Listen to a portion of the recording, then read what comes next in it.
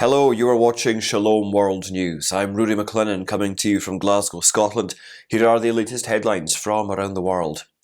With no signs of the warring military factions planning to give up the fight, shelling and airstrikes pounded several districts of the Sudanese capital Khartoum on Sunday. The latest reports of attacks come amid ceasefire talks. Khartoum is the centre of the violence, although the conflict has reached Bari and Omdurman. 4 Christian worshippers and a priest were injured in an attack against Mar Girji's church in Omdurman city of Khartoum state during a liturgy. Opposing sides are blaming each other for the attack.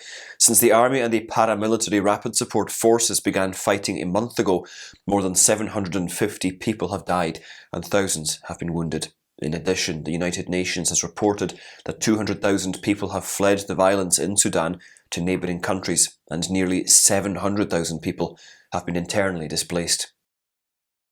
Ukraine's capital Kyiv has been targeted by massive Russian airstrikes that authorities described as exceptional in density. The strikes were part of broader attacks that officials said killed at least 6 civilians over the past 24 hours. A clip shows air defences destroying targets over the city, with Ukraine claiming that 18 missiles had been shot down.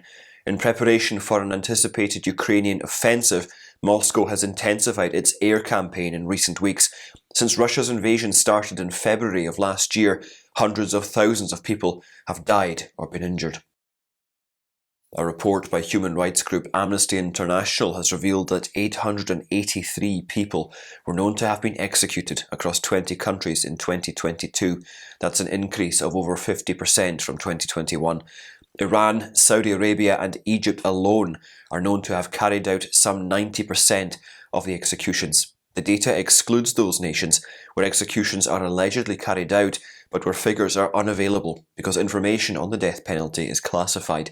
The rights organisation was also able to confirm that executions had taken place in Afghanistan, Syria, North Korea and Vietnam, but claimed that there was insufficient data to offer reliable minimum numbers. The Church advocates for the elimination of the death penalty throughout the world.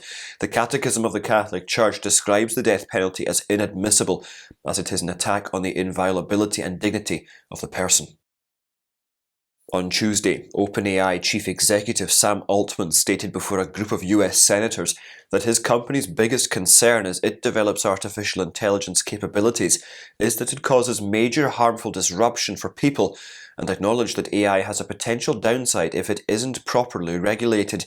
Altman told a Senate Judiciary Subcommittee that he expects a significant impact on jobs, but exactly what that impact looks like is very difficult to predict.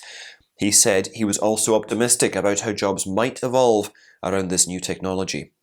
I think jobs and employment and what we're all going to do with our time really matters. I agree that when we get to very powerful systems, the landscape will change. I think I'm just more optimistic that we are incredibly creative and we find new things to do with better tools, and that will keep happening. Republican Senator Josh Hawley said he is worried about how AI might be used to create fake campaign ads to sway people with false information in the run-up to elections. Altman agreed that this is a significant area of concern and said it would be wise for the government to pursue regulations in this area. On Tuesday, Florida Governor Ron DeSantis signed several bills to fight human trafficking in the state.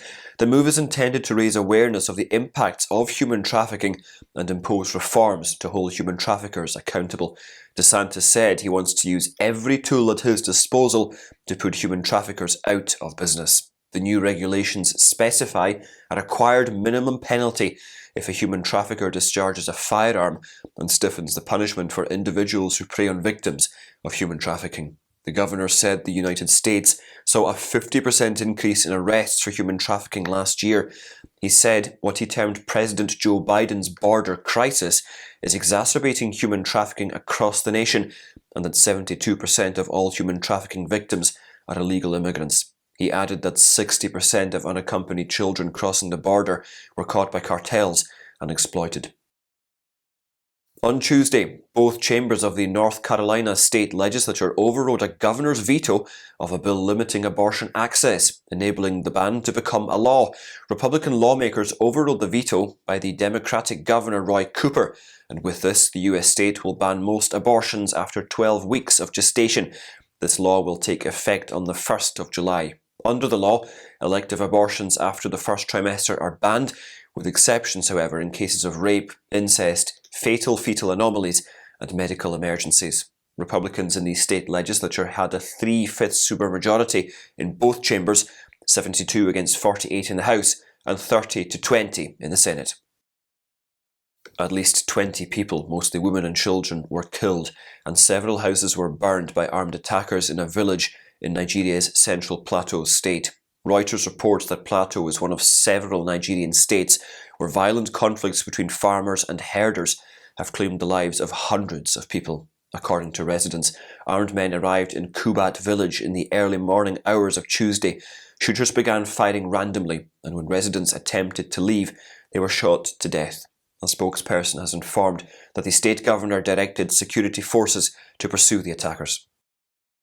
The Catholic bishops of the South American nation of Ecuador have officially launched the logo and the official hymn of the upcoming 2024 International Eucharistic Congress, which will be held in the capital city Quito from September the 8th to the 15th next year.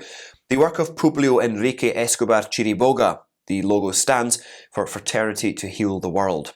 On the left side of the logo is emblazoned Quito 2024, and on the right is an O, showing that Quito is the centre of the world. The hymn En torno a tu mesa, or Around Your Table, has been chosen as the official anthem of the Eucharistic Congress. It was composed by Marco Antonio Espin and the Solideo group. They have a legacy of evangelization through contemporary music. Bishops from 23 African nations have asked for efficient and dependable procedures to alleviate unpayable debts as leaders of the G7 members get ready to meet in Japan. Through a statement before the summit, the Catholic bishops petitioned leaders to take action on debt issues and called on them to find measures to support poverty-stricken countries. The International Group of Seven summit is scheduled to begin on the 19th of May. According to the Catholic bishops in charge of Caritas and the Pastoral Mission for the Poor, the African poverty rate has risen since the COVID-19 pandemic, and more people are becoming food insecure. They urge the G7 to adopt measures to assist Africa with measures including debt cancellation, increased aid, and fairer trade policies.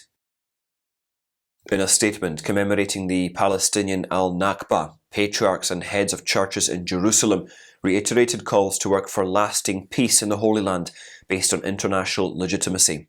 Al-Nakba, or the catastrophe, commemorates the Palestinians' forced expulsion from their homeland on the day the State of Israel came into being in 1948. The statement urges everyone to work together to build a better and more humane future for all.